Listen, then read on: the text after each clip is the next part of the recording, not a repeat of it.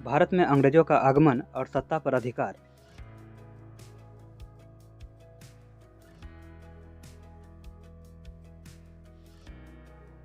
भारत में अंग्रेजों का आगमन को एक नए युग का सूत्रपात माना जा सकता है। सन 1600 ईस्वी में कुछ अंग्रेज व्यापारियों ने इंग्लैंड की महारानी एलिजाबेथ से भारत से व्यापार करने की अनुमति ली। इसके लिए उन्होंने ईस्ट इंडिया कंपनी नामक एक कंपनी बनाई। उस समय तक पुर्तगाली यात्रियों ने भारत की यात्रा का समुद्री मार्ग खोज निकाला था।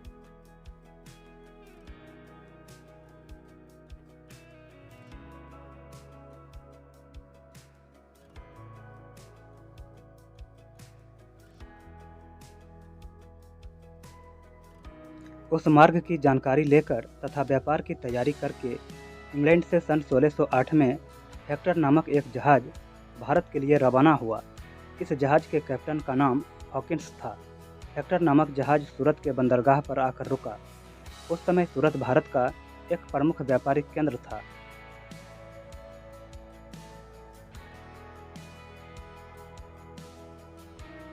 उस समय भारत पर मुगल बादशाह जहांगीर का शासन था। हॉकिंस अपने साथ इंग्लैंड के बादशाह जेम्स प्रथम का एक पत्र जहांगीर के नाम लाया था।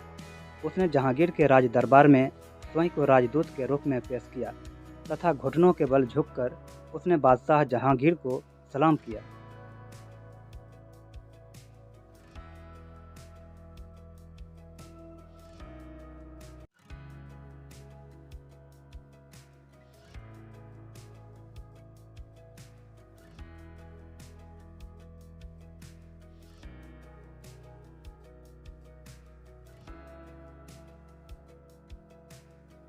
चूँकि वह इंग्लैंड के सम्राट का राजदूत बनकर आया था, इसलिए जहांगीर ने भारतीय परंपरा के अनुरूप अतिथि का विशेष स्वागत किया तथा उससे सम्मान दिया।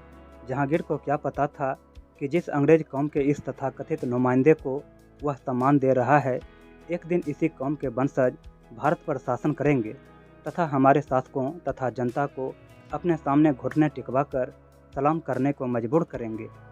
उस समय तक पुर्तगाली कालीकट में अपना डेरा जमा चुके थे तथा भारत में व्यापार कर रहे थे। व्यापार करने तो हॉकिंस भी आया था। उसने अपने प्रति जहांगीर की सहृदय तथा उदार व्यवहार को देखकर अवसर का पूरा लाभ उठाया।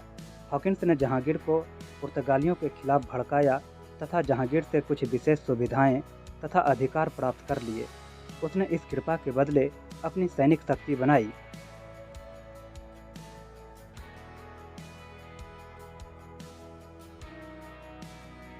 पुर्तगालियों के जहाज़ों को लूटा, सूरत में उनके व्यापार को भी ठप करने के उपाय किए तथा फिर इस तरह 6 फरवरी सन 1663 को बादशाह जहांगीर से एक शाही फरमान जारी करवा लिया कि अंग्रेजों को सूरत में कोठी यानी कि कारखाना बनाकर तिजारत या व्यापार करने की इजाज़त दी जाती है।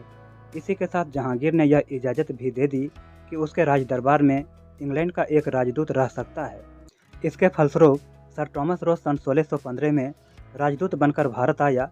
उसके प्रयासों से सन 1616 में अंग्रेजों को कालीकट तथा मछलीपट्टनम में कोठियां बनाने की अनुमति प्राप्त हो गई।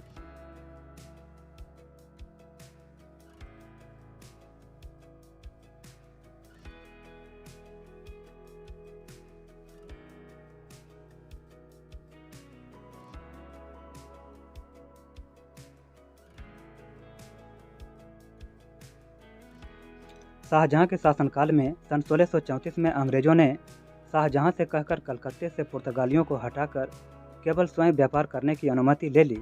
उस समय तक हुगली के बंदरगाह तक अपने जहाज लाने पर अंग्रेजों को भी चुंगी देनी पड़ती थी, किंतु शाहजहां की एक पुत्री का इलाज करने वाले अंग्रेज डॉक्टर ने हुगली में जहाज लाने तथा माल की चुंगी चुकाना क्षमा करवा दिया। औरंगजेब के शासनकाल में एक बार फिर पुर्तगालियों का प्रभाव बढ़ चुका था।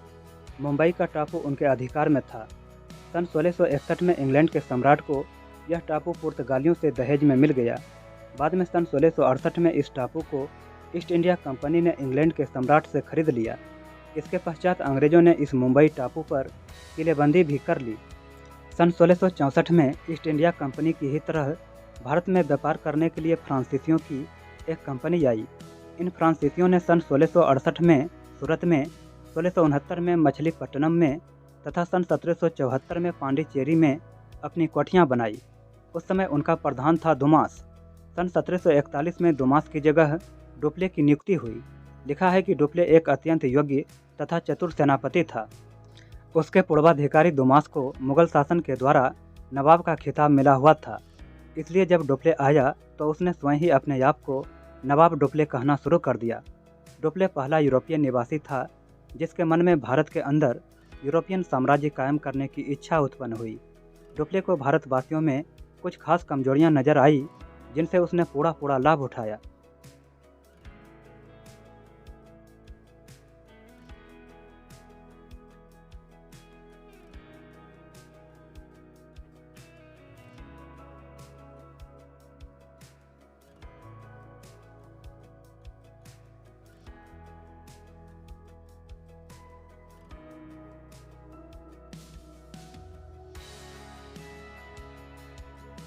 एक यह कि भारत के विभिन्न नरेशों की इस समय की आपसी ईर्ष्या, प्रतिस्पर्धा तथा लड़ाइयों के दिनों में विदेशियों के लिए कभी एक तथा कभी दूसरे का पक्ष लेकर धीरे धीरे अपना बल बढ़ा लेना कुछ कठिन न था, तथा दूसरे यह कि इस कार्य के लिए यूरोप से सेनाएं लाने की आवश्यकता न थी। बल, वीरता तथा सहन शक्ति में भारतवासी यूरोप से बढ़कर थे। अपने अधिकारियों के प्रति वफादारी का भाव भी भारतीय सिपाहियों में जबरदस्त था, किंतु राष्ट्रीयता के भाव या स्वदेश के विचार का उनमें नितांत अभाव था। उन्हें बड़ी आसानी से यूरोपियन ढंग से सैनिक शिक्षा दी जा सकती थी तथा यूरोपियन अधिकारियों के अधीन रखा जा सकता था। इसलिए विदेशियों का यह सारा काम बड़ी सुंदरता के साथ भारतीय सिपाहियों से निकल सकता था।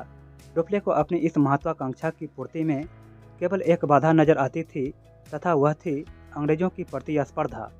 डुप्ले की शंका सही थी। अंग्रेजों की निगाहें भारत के खजाने तथा यहाँ शासन करने पर लगी हुई थी। इसका एक प्रमाण यह मिलता है कि सन 1746 में कर्नल स्मिथ नामक अंग्रेज ने जर्मनी के साथ मिलकर बंगाल, बिहार तथा उड़ीसा विजय करने तथा उन्हें लूटने की एक योजना गुपचुप तैयार करके यूरोप भेजी थी।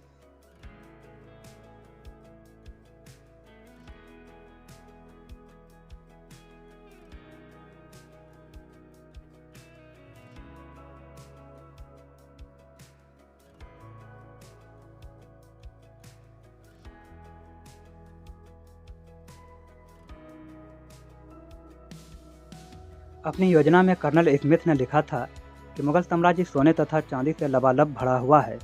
यह साम्राज्य सदा से निर्बल तथा असुरक्षित रहा है। बड़े आश्चर्य की बात है कि आज तक यूरोप के किसी बादशाह ने जिसके पास जल सेना हो बंगाल फतह करने की कोशिश नहीं की। एक ही हमले में अनंत धन प्राप्त किया जा सकता है, जिससे ब्राज़ील तथा पेरू यानी कि दक्षिण अमेरिका की सोने की खानें भी मात हो जाएगी। मुगलों की नीति खराब है, उनकी सेना और भी अधिक खराब है। जल सेना उनके पास है ही नहीं। साम्राज्य के अंदर लगातार विद्रोह होते रहते हैं। यहाँ की नदियाँ तथा यहाँ के बंदरगाह दोनों विदेशियों के लिए खुले पड़े हैं। यह देश उतनी ही आसानी से फतह किया जा सकता है जितनी आसानी से स्पेन वालों ने अमेरिका के नंगे बासिंदों को अपने अधीन कर लिया था। अलीवर्दी खां के पास 3 करोड़ पाउंड करीब 50 करोड़ रुपये का खजाना मौजूद है। उसकी सालाना आमदनी कम से कम 20 लाख पाउंड होगी। उसके प्रांत समुद्र की ओर से खुले हैं। 3 जहाज़ों में 1500 या 2000 सैनिक इस हमले के लिए काफ़ी होंगे। फ्रांसिस ऑफ लॉरेन को कर्नल मिल का पत्र।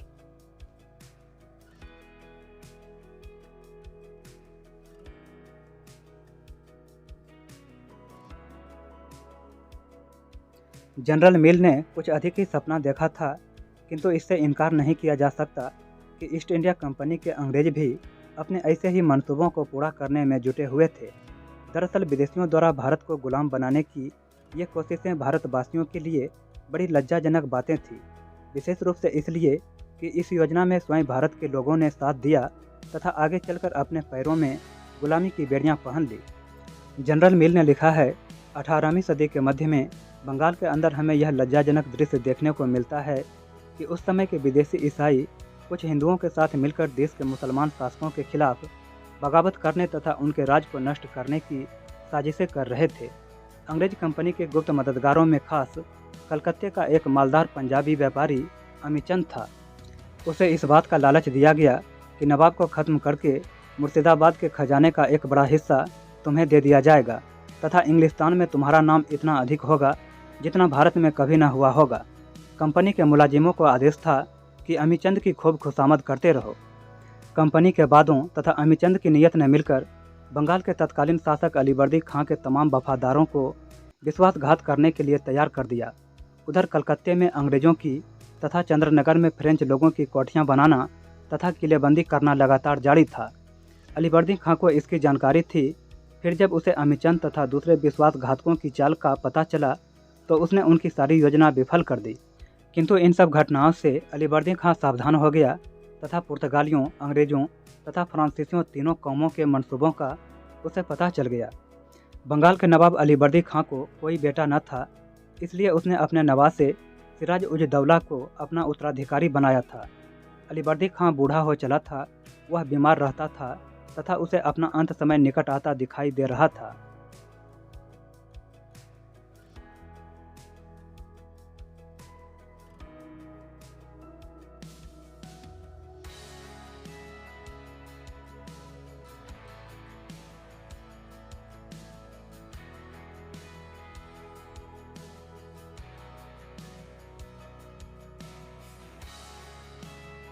इसलिए एक दूरदर्शी नीतिज्ञ की तरह अलीवर्दी खां ने अपने नवासे सिराज उज दौला को एक दिन पास बुलाकर कहा, मुल्क के अंदर यूरोपियन कौमों की ताकत पर नज़र रखना।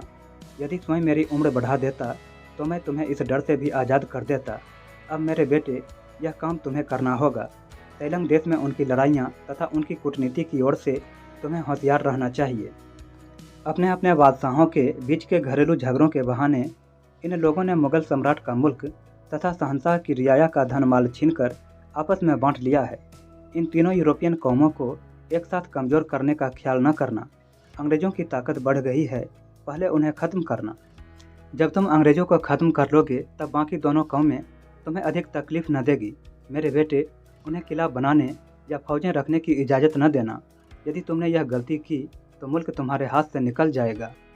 10 अप्रैल सन 1756 को नवाब अलीवर्दी खां की मृत्यु हो गई। इसके बाद सिराज उज दौला अपने नाना की गद्दी पर बैठा। सिराज उज दौला की आयु उस समय 24 साल थी। ईस्ट इंडिया कंपनी की नीतियों ने साजिशों का पूरा जाल फैला रखा था। अंग्रेज नहीं चाहते थे कि सिराज उज दौला शासन करे, इसलिए उन्होंने सिराज उज दौला का तरह तरह से अपमान करना तथा उसे झगड़े के लिए उकसाने का काम शुरू कर दिया। सिराज उज दौला जब मुर्शिदाबाद की गद्दी पर नवाब की हैसियत से बैठा तो रिवाज के अनुसार उसके मातहतों को, वजीरों, विदेशी कौमों के वकीलों को राज दरबार में हाजिर होकर नजरें पेश करना जरूरी था। किंतु अंग्रेज कंपनी की तरफ से सिराज उज दौला को कोई नज़र नहीं भेंट की गई। कंपनी हर हाल में अपने व्यापारिक हितों की रक्षा और उनका विस्तार चाहती थी। कंपनी 1717 में मिले दस्तक पारपत्र का प्रयोग करके अवैध व्यापार कर रही थी, जिससे बंगाल के हितों को नुकसान होता था। नवाब जान गया था कि कंपनी सिर्फ व्यापारी नहीं थी और साथ साथ सिराज उज दौला का नाना अलीवर्दी खां मरने से पहले उसको होशियार कर गया था। 1756 की संधि नवाब ने मजबूर होकर की थी, जिससे वो अब मुक्त होना चाहता था। कंपनी खुद ऐसा शासक चाहती थी जो उसके हितों की रक्षा करे। मिर्जाफर, अमीचंद, जगत सेठ आदि अपने हितों की पूर्ति हेतु कंपनी से मिलकर जाल बिछाने में लग गए। सिराज उज दौला कंपनी के इस रवैये से नाराज हो गया, जिसका परिणाम प्लासी के युद्ध के रूप में सामने आया। प्लासी का युद्ध 23 जून 1757 को मुर्शिदाबाद के दक्षिण में 22 मील दूर नदिया जिले में गंगा नदी के किनारे प्लासी नामक स्थान में हुआ था। इस युद्ध में एक ओर ब्रिटिश ईस्ट इंडिया कंपनी की सेना थी तो दूसरी ओर थी बंगाल के नवाब की सेना।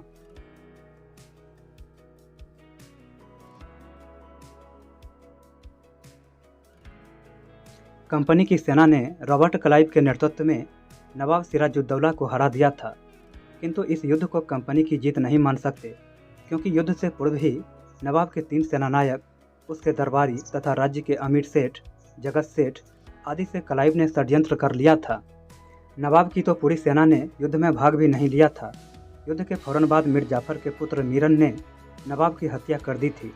युद्ध को भारत के लिए बहुत दुर्भाग्यपूर्ण माना जाता है। इस युद्ध से ही भारत की दास्ता की कहानी शुरुआत होती है।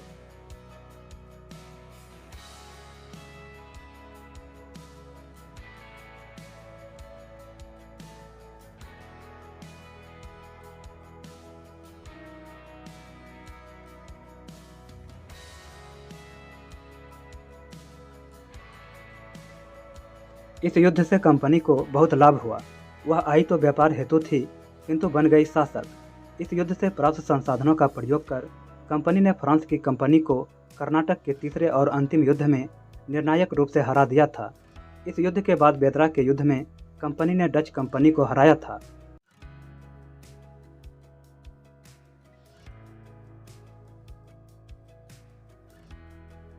कंपनी ने इसके बाद कठपुतली नवाब मीर जाफर को सत्ता दे दी, किंतु ये बात किसी को पता न थी कि सत्ता कंपनी के पास है।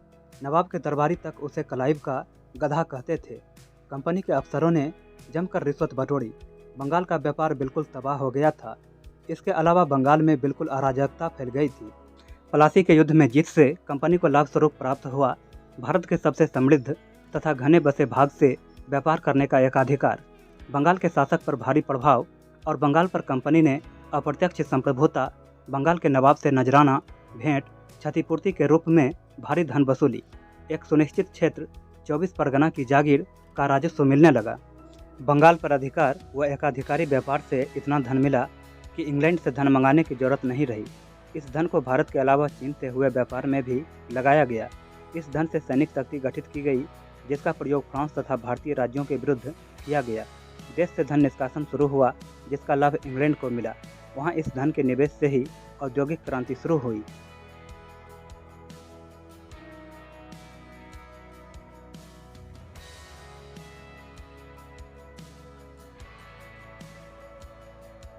इस घटना से एक नई राजनीतिक शक्ति का उदय हुआ।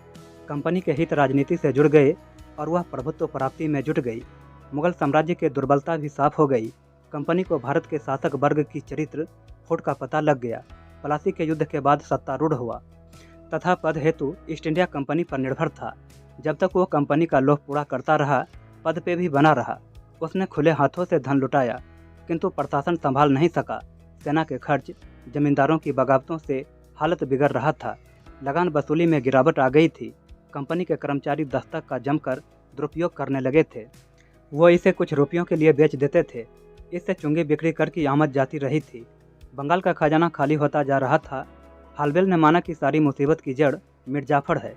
उसी समय जाफर का बेटा मीरन मर गया, जिससे कंपनी को मौका मिल गया था। उसने मीर कासिम, जो जाफर का दामाद था, को सत्ता दिलवा दी। इस हेतु एक संधि भी हुई। 27 सितंबर 1760 को कासिम ने 5 लाख रुपये तथा बर्दवान, मिदनापुर, चटगांव के जिले भी कंपनी को दे दिए। इसके बाद धमकी मात्र से जाफर को सत्ता से हटा दिया गया। मीर कासिम सत्ता में आ गया। इस घटना को ही 1760 की क्रांति कहते हैं। मीर कासिम ने रिक्त राजकोष, बागी सेना, विद्रोही जमींदार जैसी समस्याओं का हल निकाल लिया। बकाया लागत वसूल ली। कंपनी की मांगें पूरी कर दी। हर क्षेत्र में उसने कुशलता का परिचय दिया। अपनी राजधानी मुंगेर ले गया ताकि कंपनी के कुप्रभाव से बच सके। सेना तथा प्रशासन का आधुनिकीकरण शुरू कर दिया। उसने दस्तक पारपत्र के दुरुपयोग को रोकने हेतु चुंगी ही हटा दी।